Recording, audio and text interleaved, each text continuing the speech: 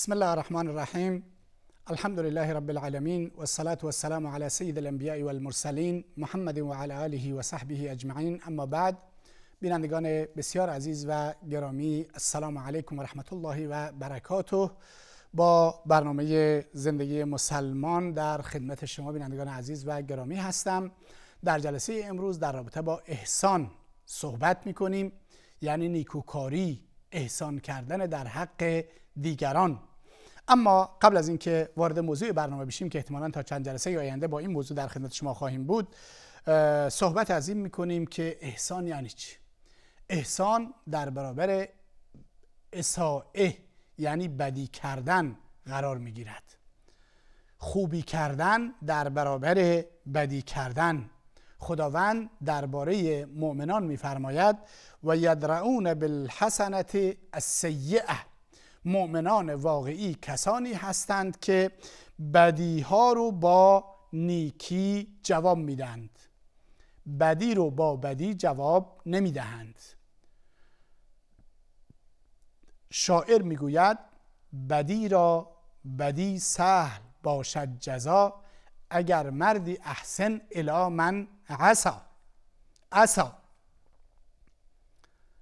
بدی رو با بدی پاسخ دادن کار راحتی است، اما مردان بزرگ، افراد بزرگ کسانی هستند که اگر کسی بهشون بدی کرد، اینها نیکوکاری میکنند و این کار دشواری است، ولی مؤمنان واقعی واقعا اینطوری هستند.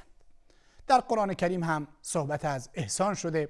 اونجایی که یوسف علیه السلام وقتی که از زندان بیرون شد، در اونجا فرمود و قد احسن بی ربی و قد احسن بی اذ اخرجنی من السجن. پروردگار به من احسان کرد، با من نیکی فراوانی کرد اون موقعی که در واقع مرا از زندان بیرون کرد. پس به طور خلاصه احسان یعنی خوبی کردن، احسان یعنی نیکی کردن به دیگران. اما در احادیث پیامبر اکرم صلی الله علیه و آله و سلم، احسان مفهوم و معنی دیگری رو هم دارد. در اون حدیث معروف جبریل علیه السلام که خب حدیث معروف هست که فردی ناشناخته با لباس زیبا و خوب نزد پیامبر اکرم صلی الله علیه و سلم اومد و سوالاتی از پیامبر مطرح پرسید. سوال از اسلام گفت چیست، ایمان چیست، بعدش گفت که احسان چیست. از پیامبر پرسید در جمع صحابه احسان چیست. پیامبر اکرم صلی الله علیه و سلم فرمود ان تعبد الله کانک تراه فان لم تکن تراه فانه یراک. احسان عبارت از این هست که به گونه‌ای پروردگارت را عبادت بکنی که گویا داری پروردگارت را میبینی، و اگر این برایت مقدور نیست، فإن لم تکن تراه فإنه یراک، باید به گونه‌ای عبادت بکنی که قطعا تو رو دارد میبیند. این یعنی احسان، این اوج احسان هست. غله احسان هست که در روی زمین انسان همیشه این گونه زندگی بکند که پروردگار دارد او رو میبیند و از زیر نظر پروردگار غائب نیست. اینجا دیگه انسان در همه زندگیش احسان نیکوکاری میکنه. هر کجا خواسته باشد بدی بکند و دست به کار بدی بزند، در اونجا در واقع میداند که پروردگار دارد او رو میبیند و از این کار خودش دست برمیدارد. احسان مراتب زیادی دارد. اونجایی که انسان میگوید لا اله الا الله محمد رسول الله، احسان هست، یعنی ایمان هم یک احسان هست. در واقع یک نیکوکاری است که انسان در قبال نعمتهایی که پروردگار بهش عنایت کرده، شکر پروردگار رو با ایمان آوردن ادا میکند.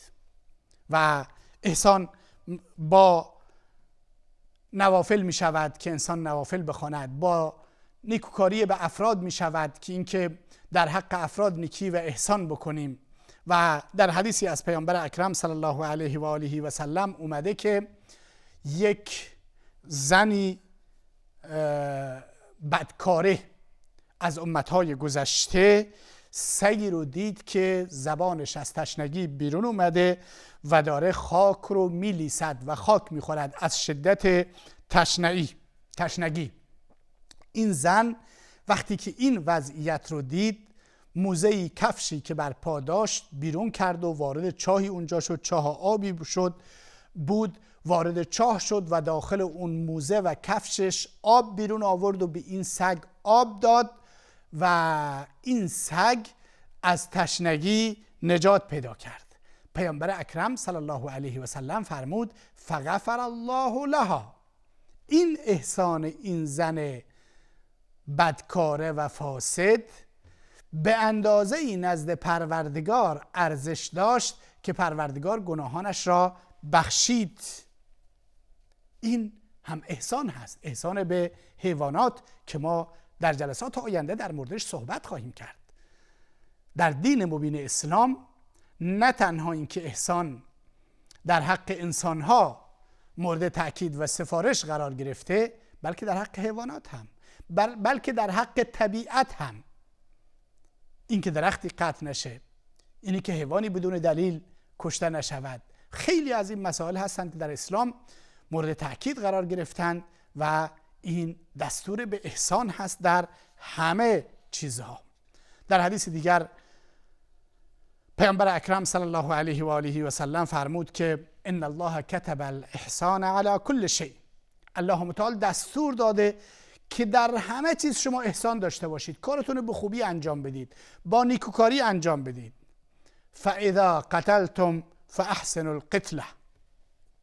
وقتی میخواهید حیوانی رو بکشید یا حتی انسانی رو بر اساس ضرورت قرار هست کشته بشود، با شکنجه و از اذیت و آزار قصاص بشه مثلا، فاحسنوا القتله، بد به صورت بد باش برخورد نکنید. و اذا ذبحتم فاحسنوا الذبحه.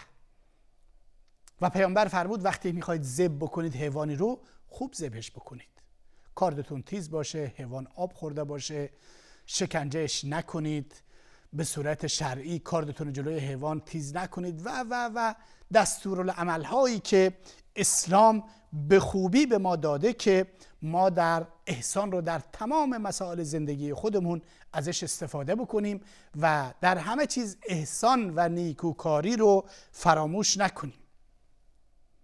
قرآن کریم در آیه می‌فرماید والعافین عن الناس والله يحب المحسنین والکاظمین الغیظ والعافین عن الناس والله يحب المحسنین. انسان‌های مؤمن و نیکوکار کسانی هستند که خشمشون رو فرو میبرند. اگر کسی رفتاری جلوشون انجام داد که باعث خشمگین شدن اونها میشود، خشمشون رو فرو میبرند، اثر خشم رو ظاهر نمی کنند. والعافین عن الناس، بالاتر از این، نه تنها اینکه خشمشون رو فرو میبرند و با وجود اینکه قدرت عکس العمل نشون دادن رو دارند، عکس العمل نشون نمیدن، عافینن، عفو میکنن، گذشت میکنن، فراموشش میکنن. یعنی چی؟ یعنی رفتارش باش تغییر نمیدن. یعنی قبلا اگر در حقش مثلا کمکی میکردند، احسانی میکردند، نیکی میکردند، ملاقاتش میکردند، ادامه میدن، ترک نمیکنند این رو. والله يحب المحسنین، و خدا نیکوکاران رو دوست دارد. یعنی این کسانی که خشمشون رو فرو میبرند، عفو میکنند و بعد در مرتبه بالاتر احسان و نیکی به اون فردی هم که بهش بدی کرده انجام میدهند، این دیگه ارزشش بسیار بالاست. ببینید اگر ما واقعا اینطوری باشیم، جامعه ما گل و سنبل می شود، اجتماع ما تبدیل به بهشتی در روی زمین می شود. همیشه آدم اتفاق میفته با افراد نادان، با افراد کم سواد، با افراد جاهل روبرو میشه که در حقش بدی میکنن یا حتی دانسته بعضیا بدی میکنن. اگر ما بدی رو با نیکی جواب بدیم، قطعا طرف مخالف شرمنده میشه. شاید 1% کوچیکی باشند که خواسته باشند سوء استفاده بکنند و سوء برداشتی داشته باشند، ولی عموماً این گونه نیست. قرآن کریم در آیه دیگری میفرماید و احسنوا ان الله يحب المحسنین. در 195 سوره مبارکه بقره میگه احسان و نیکی بکنید شما در زندگیتون، خداوند نیکوکاران را دوست دارد. بعضیا فکر میکنند که نیکی معنیش این است که ما نیکی کنیم طرف هم به نیکی ما جواب بده. درست است که وقتی ما نیکی میکنیم واجب اخلاقی و شرعی است که طرف نیکی ما رو جواب بده، اما ما نباید نیتمون این باشه که ما با نیکی و احسانمون جوابمون رو از فلانی بگیریم، بلکه ما جوابمون رو در اصل از کی میگیریم؟ از الله متعال. اگر اینگونه فکر بکنیم و اینگونه بیاندیشیم دیگه از نیکی کردن و احسان کردن به دیگران خسته نمیشیم. اما اگر همیشه منتظر پاسخ از دیگران باشیم در اون صورت خسته میشیم، میگیم عجب زندگی است، عجب روزگاری است، ما این همه خوبی کردیم، این همه خوبی کردیم، به فلانی احسان کردیم، فلانی با ما این کارو کرد. خب چرا منت بگذاریم؟ باید منت بگذاریم. ما که به خاطر خدا انجام دادیم، ما که به خاطر اون فرد انجام ندادیم. ما کاری که انجام دادیم به خاطر خدا انجام دادیم و حتما مزد و پاداشمون از پروردگار دریافت خواهیم کرد در دنیا و آخرت. در نتیجه نباید نگاه و نگرشمون اینگونه باشد. در واقع احسانی که پروردگار ما رو به اون توصیه میکنه که شما محسن باشید و نیکوکار باشید، در بالاترین وجه خودش صفت پروردگار هست. اون جایی که پروردگار احسان، یعنی در کنار این که معنی نیکی و نیکوکاری رو میده، به معنی محکم کاری هم هست. یعنی هر کاری رو که انجام میده خوب انجام بده. مثلا نماز خودش یک کار خوبی است، اما اگر ما این نماز رو خوب، با خشوع، با خضوع، با جماعت، دارای آداب انجام بدیم، این چیکار کردیم؟ احسان کردیم در نماز. یعنی نماز رو کامل و محکم انجام دادیم و این در اوج خودش صفت پروردگار هست که پروردگار کارهایی رو که انجام میدهد محکم و استوار انجام میدهد. اونجایی که الله متعال میفرماید صنع الله الذی اتقن كل شیء انه خبیر بما تفعلون، صنع الهی است که اتقن كل شیء، هر چیز رو محکم و خوب درست کرده و آفریده. و این به ما این درس رو میده که شما در واقع کارهایتون رو محکم انجام بدید، کارهایتون رو خوب انجام بدید. بسیاری از انسان‌ها کارمند هستند، جایی کار میکنند، کارهای خودشون حتی وقتی که انجام میدن سعی میکنند یک جوری انجام وظیفه بکنند، یک جوری از سر خودشون کار رو بگذرانند، به اصطلاح محلی ردش بکنند، کار رو محکم و استوار انجام نمیدن. اینها هم در زندگی خودشون موفق نمیشن و این کارشون ارزش آنچنانی ندارد. پروردگار رو ببینیم که کارها رو چگونه محکم و استوار طبق این آیه قرآن کریم انجام میده، در زندگی عادت بکنیم که کارهایمون رو خوب و محکم و استوار انجام بدیم. پیامبر اکرم صلی الله علیه و سلم رو شما نگاه بکنید، وقتی میخواست به یک طرف کسی نگاه بکنه به صورت کامل برمیگشت و نگاه میکرد، محکم و استوار. وقتی میخواست راه برود در احادیث میگوید که گامهای محکم و استواری برمیداشت که گویا از یک سرازیری دارد پایین میرود. ما هم سعی بکنیم در زندگیمون محکم و استوار باشیم، کارهایمون رو با احسان و با نیکوکاری انجام بدیم. خداوند در آیه دیگری میفرماید احسن کل شیء خلقه، الله متعال آفرینش همه چیز رو در واقع به خوبی و زیبایی انجام دادند. پس ما هم احسانی رو که به معنی محکم کاری و اتقان در کار هاست، در کنار این که معنی نیکوکاری درش وجود دارد، این رو باید عادت بکنیم و در زندگیمون فراموش نکنیم. کارهای عبث، کارهای بیهوده که فقط باعث وقت تلف کردن، باعث اذیت و آزار دیگران، حیوانات، آسیب به طبیعت و اینها می شود، از اینها پرهیز بکنیم.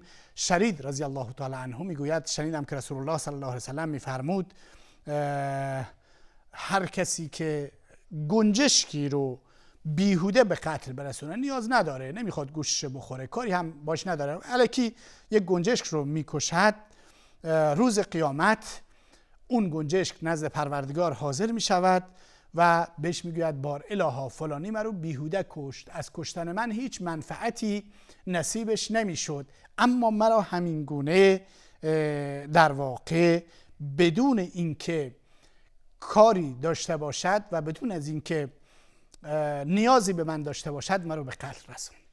این هست که در دین مبین اسلام احسانی که دو تا معنی داره که معنیاش نزدیک به هم و مکمل و کامل کننده یکدیگر هستند، در تمام ابعاد زندگی مورد توجه هستند و ما باید بهشون توجه بکنیم. احسان و نیکوکاری در حق پدر و مادر، احسان و نیکوکاری در حق همسایگان، احسان و نیکوکاری در حق دوستان و همکاران، احسان و نیکوکاری در حق افرادی که در جامعه و اجتماع باشون سر و کار داریم، احسان با حیوانات. امروزه جمعیت‌های مختلفی در دنیا تشکیل شدند که دفاع از حقوق حیوانات رو تشکیل دادند. اینو اسلام 1400 سال پیش برای پیروان خودش مورد تأکید قرار داده است و فرموده بدون اینکه منفعتی داشته باشید حیوان رو نکشید، بدون اینکه به گوشت نیاز داشته باشید به طرف حیوانی تیر پرتاب نکنید. وقتی حیوان رو میخواید ذبح بکنید راحت ذبحش بکنید، شکنجه و اذیت و آزارش نکنید و ده‌ها موارد دیگر. و اونجایی که نوبت به احسان به بشر و انسانها میرسد، الله متعال به ما دستور داده که با در حق طیف‌های مختلف جامعه، نیازمندان جامعه، فقرای جامعه، همه طیف‌های جامعه، در حق اونها احسان و نیکوکاری بکنیم. چقدر زیباست احسان و نیکوکاری گر ما داشته باشیم، به این معنی که وقتی در حق انسان‌ها احسان میکنیم دلها به یکدیگر نزدیک میشوند، محبت‌ها زیاد میشه، کینه‌ها و دشمنی‌ها از بین میروند. چرا در خیلی از جامعه‌ها دزدی زیاد هست، کارهای دیگری زیاد هست؟ برای اینکه به عنوان مثال ثروتمندان به فقرا نمیرسند، نظام طبقاتی درشون حاکم هست. و معنی احسان به معنی دوم این که کارها رو محکم و استوار و خوب انجام بدیم، این باعث رشد یک جامعه، پیشرفت یک جامعه و ترقی یک جامعه می شود. دعا بکنید الله متعال به همه ما توفیق عمل عنایت بکند. تا جلسه دیگر و وقت دیگر، خدا یار و نگهدارتون و السلام علیکم و رحمت الله و برکاته.